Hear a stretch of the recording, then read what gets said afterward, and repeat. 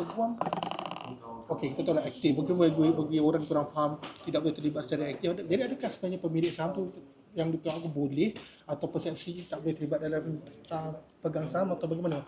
Sebagai seorang peguam mungkin tuan boleh jelaskan kepada masyarakat. Dia sebenarnya sampai sekarang belum ada satu definisi lah yang jelas tentang 343. Yang ada adalah Duli Yang Maha Mulia Tuanku Sri Paduka Baginda Yang Pertuan Agong dihalang daripada melibatkan diri secara aktif dalam mana-mana perniagaan. So, secara aktif itulah yang dipersoalkan. Pegang saham ni aktif ke tidak atau dia pasif.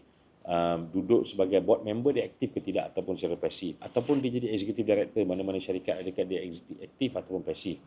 Tapi saya rasa langkah terbaik adalah tak ada langsung. Itu yang terbaik. Kan?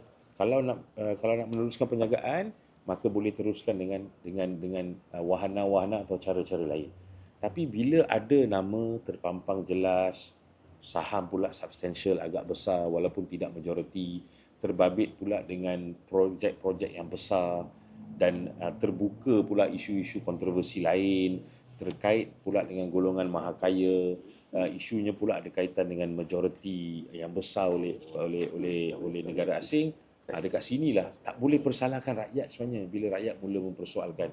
Saya selalu kata benda ni kurang selesa untuk dibincangkan, tapi sebagai masyarakat yang matang kita perlu bincangkan.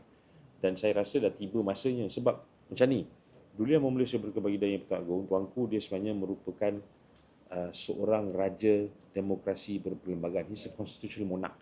Bila dia constitutional monarch, perlu ada nasihat-nasihat yang diberi oleh kerajaan, perlu ada nasihat-nasihat diberi oleh eksekutif kepada Duli Yang Maha Mulia Sri Paduka Baginda Yang Pertuan Agong. Barulah ada demokrasi itu.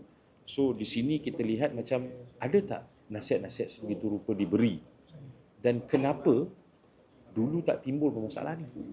Ada satu persoalan yang baru ditimbulkan kepada saya pagi ni di mahkamah. Ada seorang tu kata, tak perlu bising lah sebab benda ni tuanku dah pegang saham tu daripada 2015. Kita tak persoalkan sebab pada waktu dan ketika itu kita semua tahu tuanku belum lagi menjadi agung. Tetapi tuanku sekarang menjawat jawatan Supreme Leader of the country. Artikel 39 tu jelas, kuasa eksekutif sebelum diberi kepada kerajaan, kepada Perdana Menteri untuk dipindahkan kepada kabinet, ada pada Duli Yang Maha Mulia Tuanku. So bila ada kuasa-kuasa sebegitu besar, melibatkan isu-isu sebegini penting dan kurang selesa untuk kita bicarakan, tapi kita sebagai masyarakat matang demokrasi, kita kena bincangkan. Sebab akhirnya negara ni negara hukum, negara undang-undang dan tertakluk perundang semua orang.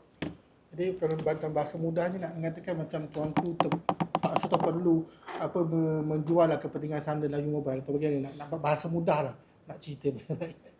Sebenarnya bahasa mudahnya adalah tidak perlu libatkan nama tuanku in the first place.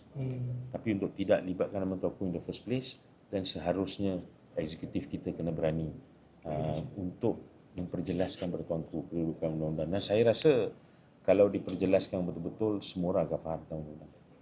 Okey, terima kasih.